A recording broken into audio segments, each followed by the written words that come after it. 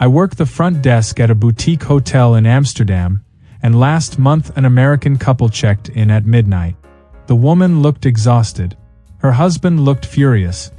Before I could finish explaining breakfast times, he slammed his palm on the counter. "Your toilet's broken," he announced. I blinked. They'd been in their room for 90 seconds. "Broken how?" I asked. "There's 2 buttons. Toilets have 1 button. We're not engineers." I explained the dual flush system, small button for liquid waste, large for solid. Water conservation. He stared at me like I'd suggested they dig a latrine in the courtyard. "So I have to decide," he said. "What if I'm wrong?" His wife touched his arm. "Honey, it's fine." "It's not fine, Sharon.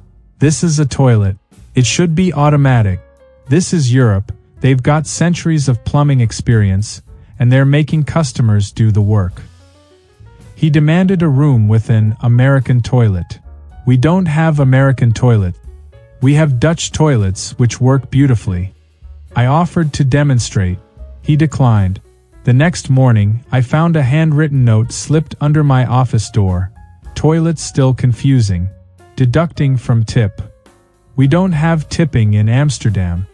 But that wasn't even the strangest bathroom complaint that month. An American asked if our bidet was a European drinking fountain. Another insisted our bathroom door lock was installed backwards because it locked from the inside. A third claimed the shower temperature dial was in Celsius and demanded we convert it to Fahrenheit. Let me tell you about the real bathroom disasters. I manage a rest stop outside Lyon, France, on the autoroute to Paris.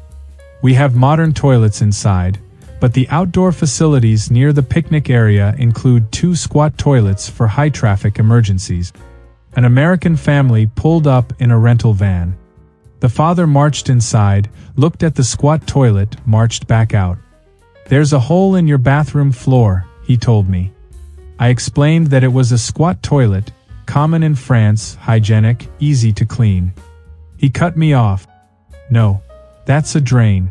Someone stole the toilet and you're trying to trick people into using the drain." I assured him the modern toilets inside were fully equipped. He wasn't listening. "I've seen this scam before. You remove the toilets, charge full price for facilities, pocket the difference. I'm calling the French Tourism Board." His wife tried to redirect him to the indoor restrooms. He refused on principle. "If I use the indoor one, I'm letting them win." He drove 11 miles to the next rest stop. According to my colleague there, he complained that their squat toilets were also missing their bowls and accused us of running a coordinated theft ring. He left a review. "Bathroom fixtures stolen. Staff complicit." I work at Munich Hauptbahnhof, the central train station. Our public toilets cost €1. The fee covers cleaning staff, supplies, and maintenance. The facilities are spotless. An American businessman approached my kiosk, looked at the turnstile, looked at me. "You charge for bathrooms?" €1, I confirmed. "That's illegal. Bathrooms are a human right." I explained that free toilets exist in restaurants and cafes for customers. These public facilities charge a small fee for upkeep. He pulled out his phone. "I'm looking this up. There's no way the EU allows this." He Googled for 3 minutes while a line formed behind him. Finally, he looked up. "Okay, so it's legal, but it's unethical. This is discriminatory against people without euros." I pointed to the currency exchange 20 meters away. He wasn't done. "In America, bathrooms are free. You know why? Freedom. We don't monetize basic dignity." A German woman behind him said, "Sir, I've been to America. Your gas station bathrooms are terrible." He spun around. "They're free terrible bathrooms. That's the American dream." He paid the euro, went inside, came back out. "I want a receipt. For my lawyer." I gave him the automatic receipt the turnstile printed. He studied it like it was the Declaration of Independence, folded it carefully, and left muttering about international bathroom law. I own a guest house in Prague. We have lovely bathrooms with rainfall showerheads, gentle, spa-like pressure. Very European. An American guest called the front desk at 7 in the morning. The shower's broken, he said. I went upstairs. He demonstrated. Water came out perfectly fine. Soft, even flow. See, he said. No pressure. It's like standing under a sad cloud. I explained that European showers prioritize water conservation and relaxation over high pressure. He looked horrified. I need to feel like I'm being power washed. How else do you wake up? I suggested our coffee bar downstairs. He ignored this. In America, shower pressure is serious.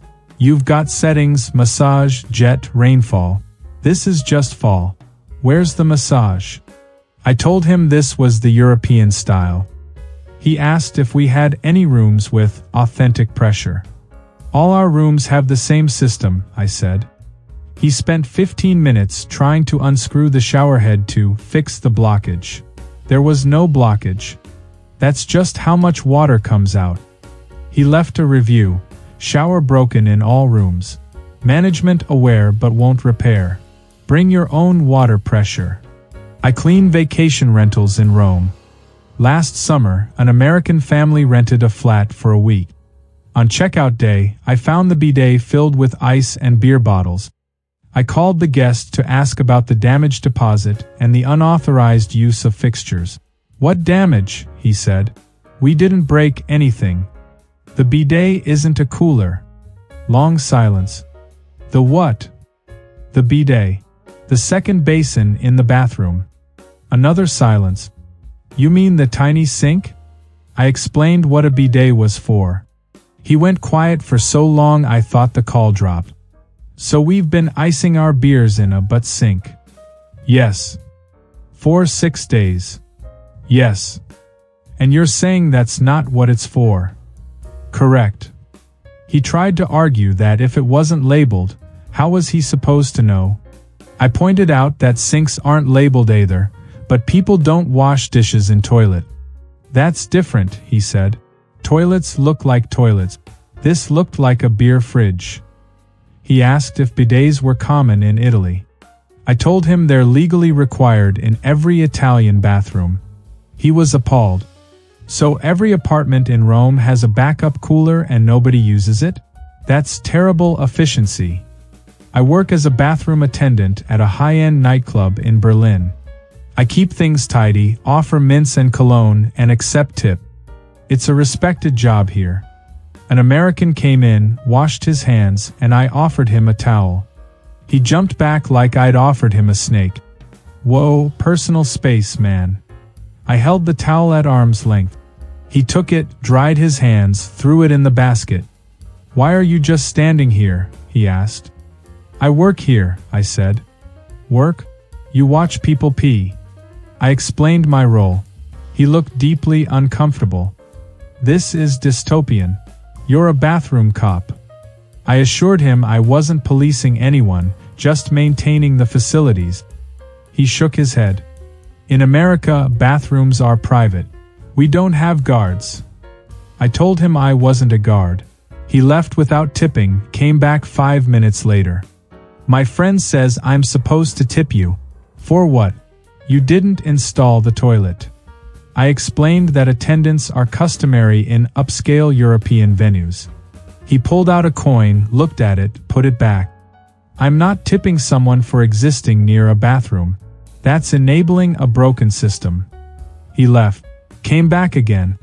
Okay, I googled it, and apparently this is normal here, but I want you to know I think it's weird. He left €1 and a lecture about American independence. I work at a cafe in Copenhagen. Our bathroom requires a key from the counter to prevent non-customers from using it. An American ordered a coffee, asked for the bathroom, and I handed him the key attached to a large wooden spoon. He stared at the spoon. Why is it attached to a spoon? So you don't walk off with the key, I said. Why would I steal a bathroom key? You'd be surprised. He took the spoon key, came back 3 minutes later, furious. The door won't open. I asked if he turned the key. He said he did. I walked him back. The door was unlocked. He'd turned it, then turned it again, locking it. It's backwards, he insisted. It's a standard lock. In America, right is unlocked. This goes left. I demonstrated. Right locked it. Left unlocked it. Standard European lock. He tried it himself, got confused, accused the lock of being upside down. Maybe Danish locks work different, I suggested. Locks are universal, he said. This is defective. He went in, came out, handed back the spoon. You should label which way is unlock. It's printed on the key, I said. He looked at the key. The arrow was clear. He studied it, handed it back without comment, and left. The most American bathroom moment I've witnessed happened at my hotel in Barcelona last spring. A guest called down at 2 in the morning. I was covering the night shift. I need maintenance, she said. Emergency. I grabbed the toolkit and went upstairs. She opened the door in a bathrobe, looking panicked. The bathroom's flooding. I rushed in. No flood. Everything dry. She pointed at the bidet. That sink's overflowing. The bidet had an inch of water in it. Normal. It's designed to hold water. That's not overflowing, I said. That's how bidets work. Work? It's been leaking for an hour. I put towels down. She'd surrounded the bidet with every towel in the room, like sandbags. It's not leaking, I said gently. The water sits in the basin. Why? So it's ready when you need it. She stared at me. Ready for what? I explained bidet functionality. She went pale. I washed my face in that. The bidet. I thought it was a low sink. 4 kids or something. I didn't know what to say. She sat on the edge of the tub. I brushed my teeth in it too. When? Tonight. And yesterday morning. I assured her the bidet was clean, we sanitize everything. She wasn't comforted. But it's designed for butts. Well, yes, but I've been washing my face in a butt sink for 2 days. She checked out the next morning and left a review. Hotel has sinks in weird places. Very confusing layout. Staff unhelpful about explaining which sink is which. I think about that review a lot. How do you explain that bathrooms in Europe are just different? Not broken, not backwards, not a scam, just built by people who prioritized different things. Water conservation, hygiene options, space efficiency. But to some Americans, different equals defective. And no amount of explanation will convince them that maybe, just maybe, the rest of the world isn't doing it wrong. They're just doing it differently. And sometimes that means choosing your own toilet flush.